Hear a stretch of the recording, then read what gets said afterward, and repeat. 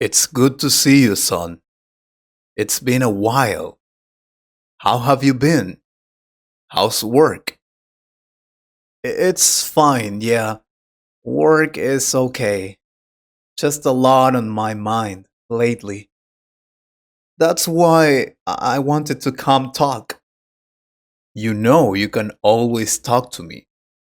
You don't have to carry everything alone. So, what's going on? Dad, I came here to tell you something important. Something big. Please don't freak out. Okay, I'm listening. Just tell me straight. I'm going to be a father. Emma's pregnant. We just found out last week. Wow, that's a big. I didn't expect that. Are you sure? Yes, she did the tests. She even went to the doctor already. We're keeping the baby. Okay, okay. First of all, congratulations, son. A baby is always a blessing, even if it comes early. Life doesn't always happen the way we plan it, but you have to face it now, and you will. I know, and thank you, but that I'm scared. I'm really scared. That's what I came to say. I don't feel ready. Not at all. That's normal, James. I was scared too when I found out your mom was pregnant with you. I think almost every man feels that way. So talk to me. What are you thinking? I keep thinking, what if I'm not good enough? What if I don't earn enough money? What if I mess up? I don't know how to be a dad. I'm still trying to figure out who I am. I don't even have my life together. And now a child? You're being honest, and that's good. Those are valid fears. But let me tell you, you're already ahead of many young men out there because you care. You're scared because you love. That means something. But what kind of life can I give a baby right now? I rent a small apartment. My job isn't perfect. Emma and I are still learning how to live together. I don't want my child to grow up with problems because I couldn't provide enough. James, let me tell you something important. It's not about giving your child everything, it's about giving your child you, your time, your love, your presence. I grew up poor, remember? But I had a father who came home every night, who listened to me, who taught me how to be strong. That made me feel rich. Yeah, but back then life was different. Now everything is expensive: daycare, baby clothes, medical care. It's all too much. I don't even know how we're going to afford it. I won't lie to you. It's going to be hard. It will test you. But every day, millions of people with less than you are raising children with love and dignity. I've seen it. Your cousin Marco. Remember him? Yeah, I do. He had his first kid at 22.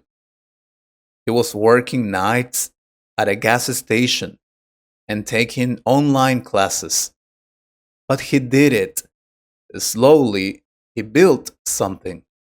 He's not rich now, but his daughter is healthy, happy, and full of life because he never gave up.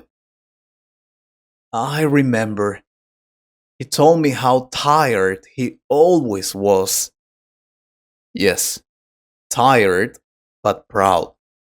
That's what being a parent is. It's sacrifice. And trust me, you lose sleep, you lose free time, and you'll probably feel lost many times. But you will also find a new strength inside you, one you didn't know you had. I don't want to let Emma down either. She's so calm about this, but I know she's afraid too. Of course she is, but she believes in you. That's why she told you. She knows you have the heart for this. Now you just have to believe it too. James, I want to tell you something I've never really talked about much. When your mom and I were expecting you, I was terrified too. I had just started working at the hospital. I was earning little, doing long hours, and we lived in a one-bedroom apartment above a noisy shop. And when she told me she was pregnant, I didn't feel ready. Not even close. Really? I always thought you had everything under control. You were always so strong. I only looked strong because I had no choice. But inside, I had the same thoughts you're having now. I was scared of failing. I was scared of being like my own father, absent, angry, too tired to smile. I promised myself I could never be that kind of father, but I didn't know if I could keep that promise. So every day, I took one step forward and then another until slowly the fear started turning into purpose. And how did you know what to do? How to raise a kid? I didn't. No one really does. You learn on the job, you listen, you make mistakes, and you keep showing up. Being a father doesn't mean being perfect, it means being present, even when you're tired, even when you're confused, even when life is hard. You show up for that child. And with time, your child becomes your teacher too.